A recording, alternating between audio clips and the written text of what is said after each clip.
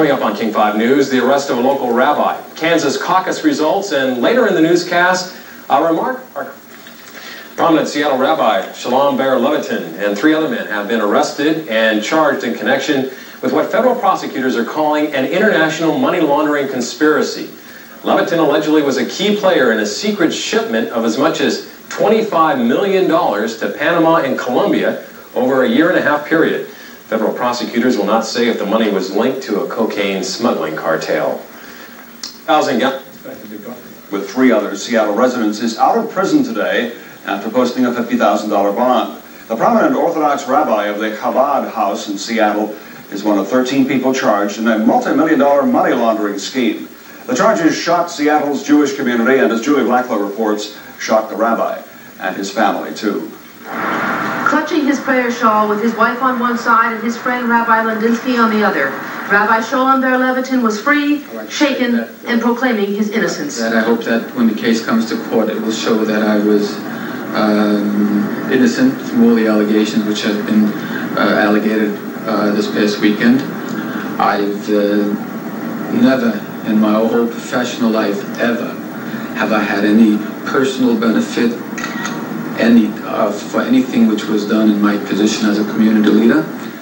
But this 55-page document from the federal investigators indicates the government believes Rabbi Levitin was part of a national money laundering operation. But nothing in this document indicates where the money originated or what it was used to buy.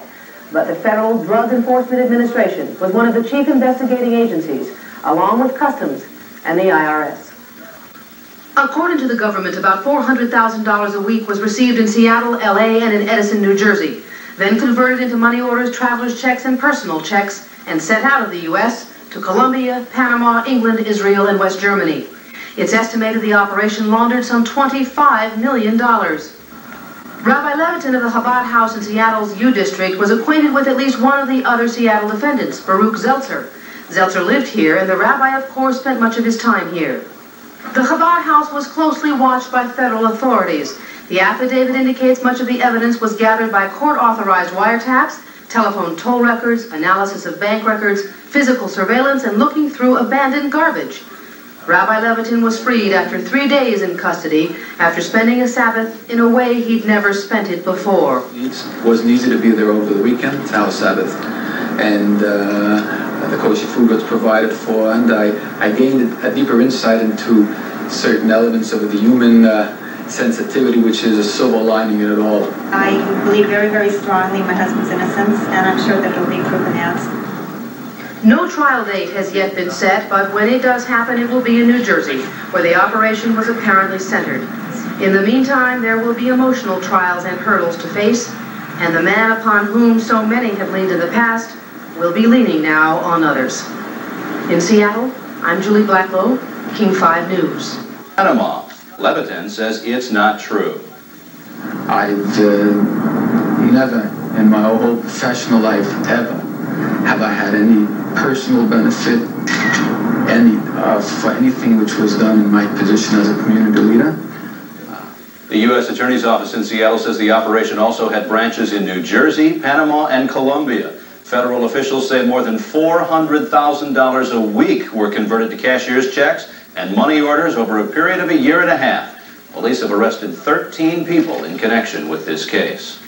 Levitin says he denies that he's part of an international ring that is laundering millions of dollars in cash from illegal activities.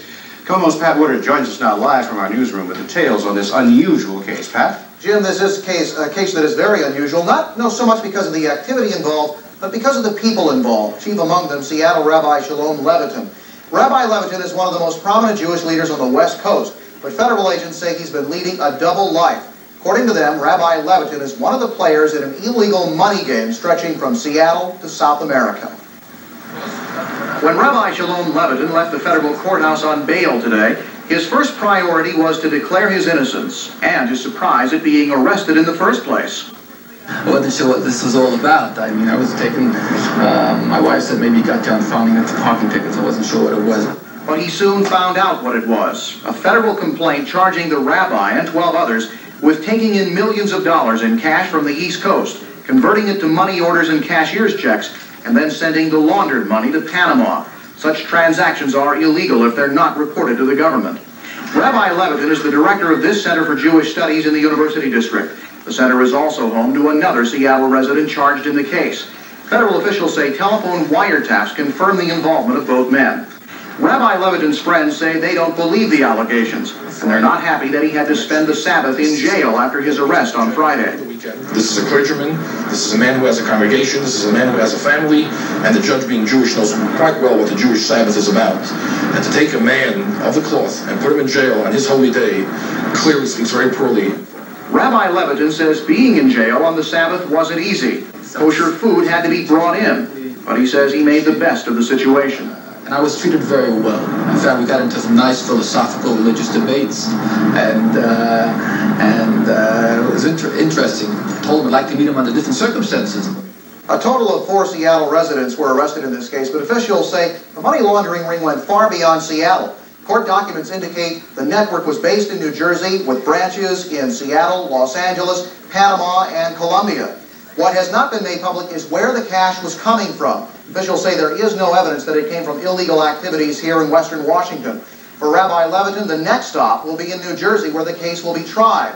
At this time, a date for the court appearance has not yet been set. But Rabbi Levitin says whenever that date comes, he will be ready to prove his innocence. Jim and Carrie? Pat, what kind of money? How much are we talking about in this operation? There were millions of dollars involved, Jim. According to federal officials, the network was taking in about $400,000 a week, converting that cash to other forms of currency. It's estimated the operation was in business for about a year and a half, so there was a lot of money involved. Pat, thank you. Money laundering scheme is out on bail tonight. Rabbi Sholom Ber Levitin says he can't give details, but he's innocent of the charges that he conspired to change hundreds of thousands of dollars cash into cashier's checks that were hidden in a magazine and sent to Panama and Colombia. Another rabbi says Levitin was falsely implicated in phone calls by another of the defendants who was living at Levitin's Shabbat house. The U.S. attorney says they taped phone calls of Levitin speaking in code language with the accused head of the money laundering scheme. Gary? Well, much on bail after his arrest last week on charges that he's part of an international money laundering ring. Federal court documents identify the rabbi as a member of an organization which took in money from the East Coast and converted it to money orders and cashier's checks. Rabbi Levitin says he's overwhelmed at the support he's gotten since his arrest. The outpouring of everyone has been overwhelming, and the people and the gods were very sensitive to my religious needs. It wasn't easy to be there over the weekend. It's our Sabbath. Rabbi Levitin is one of 4 Seattle residents who was arrested in connection with the case. 9 other people were arrested in other cities. Federal officials are not saying where the cash, which was eventually sent to foreign banks, came from. $50,000 bond and has denied any wrongdoing. Investigation involved hundreds of wiretap conversations, and according to the agent, Levitin was told by his contact on January 26th of this year he could, quote, take the profit for the percentage that we agreed. 3 days later, Levitin allegedly left a message confirming a deal for Sunday night at the rate of 2%.